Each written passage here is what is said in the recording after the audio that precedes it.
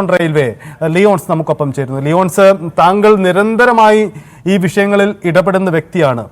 വഞ്ചിനാടിൻ്റെ ആവട്ടെ, ഇന്റർസിറ്റി ആവട്ടെ, ഇപ്പോൾ വേണാടിൻ്റെ അവസ്ഥയാവട്ടെ, ഈ വിഷയങ്ങളിൽ നിങ്ങളൊക്കെ പലവട്ടം ഇടപെട്ടിട്ടും ഇതിന് പരിഹാരം ഉണ്ടായിട്ടില്ല.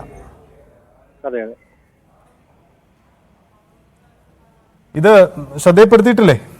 തീർച്ചയായിട്ടും നിരന്തരം. ഇന്നലെ പോലും നമ്മൾ ഇതിന്റെ തിരക്കിന്റെ കാര്യം പറഞ്ഞുകൊണ്ട് MP കണ്ടു, കോട്ടയത്ത് പോയി നേരിട്ട് കണ്ടു, നിവേദനം കൊടുത്തതാണ്. പാലരുവിക്കും വേണാടിനും ഇടയിൽ അടിയന്തരമായ ഒരു മെമു അനുവദിക്കണമെന്ന് പറഞ്ഞുകൊണ്ട് ഇന്നലെ ഫ്രണ്ട്സ് ഓൺ റെയിൽസിന്റെ നേതൃത്വത്തിൽ ആൾക്കാർ പോയി MP കണ്ട് സംസാരിച്ചു, ഇടപെടാന്ന് പറഞ്ഞിട്ടുള്ളതാണ്. ഇത് നമ്മൾ അറിയാം, കോവിഡിന് മുമ്പും കോവിഡിന് ശേഷവും ഈ റെയിൽവേ വരുത്തിയ 2 ക്രമീകരണങ്ങൾ അത് ഇതുവരെയും സാഹചര്യങ്ങളുമായി പോകുന്ന രീതിയിലേക്ക് പുനഃക്രമീകരിച്ചിട്ടില്ല അല്ലേ? അതെ, ഇതിപ്പോ ഇന്നത്തെ തിരക്കെന്ന് പറഞ്ഞാൽ ഇന്നല്ല, എല്ലാ ദിവസവും വേണാടില് കാലുകുത്താനാവാത്ത തിരക്കാണ്. ഇന്ന് ഇപ്പം അവധി എന്നുള്ളത് നമുക്കൊരു എക്സ്ക്യൂസ് പറയാമെങ്കിലും എല്ലാ ദിവസവും പാലരുവിയിലും വേണാടിലും ഇത് തന്നെയാണ് അവസ്ഥ.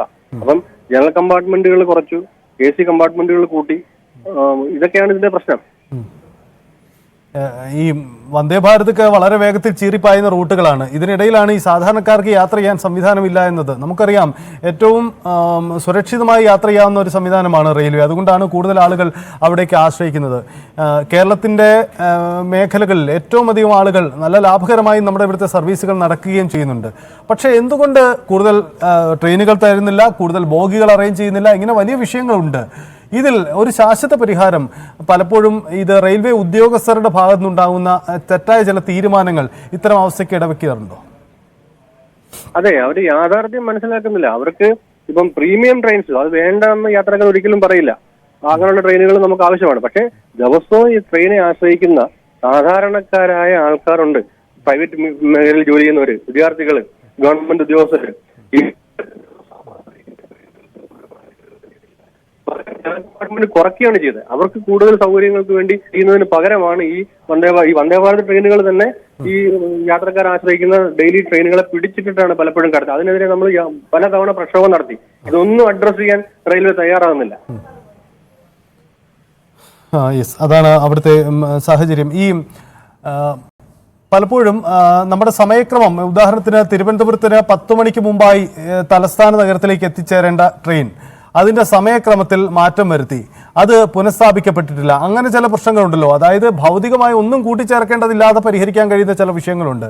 ഇത്തരം കാര്യങ്ങളിലും ഉദ്യോഗസ്ഥർക്ക് ഇടപെടൽ ഉണ്ടായിട്ടില്ലേ? ഇതൊക്കെ വർഷങ്ങളായി നമ്മൾ പറയുന്ന കാര്യങ്ങളാണ്. 10 വർഷത്തിലധികമായി പറയുന്ന കാര്യങ്ങളാണ്. ഇത് നമ്മൾ പറയും, പ്രക്ഷോഭം നടത്തും, വാർത്ത കൊടുക്കും, ഇടപെടൽ നടത്തും, ഒരു മാറ്റവും വരുത്താൻ തയ്യാറാവുന്നില്ല. പകരം നേരത്തെ ഓടി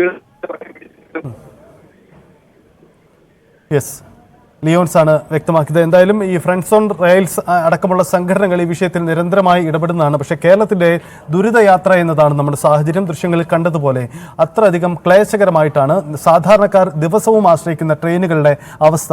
ഒരു അവധി ദിവസത്തിന് ശേഷം വരുന്ന തിങ്കളാഴ്ച എന്ന ഒരു സാഹചര്യത്തിനും അപ്പുറം ഇത് സ്ഥിരമായ അവസ്ഥ ഇങ്ങനെ തന്നെ എന്നതാണ് ആ മേഖലയിൽ പ്രതികരിച്ചവരെല്ലാവരും പറയുന്നത്.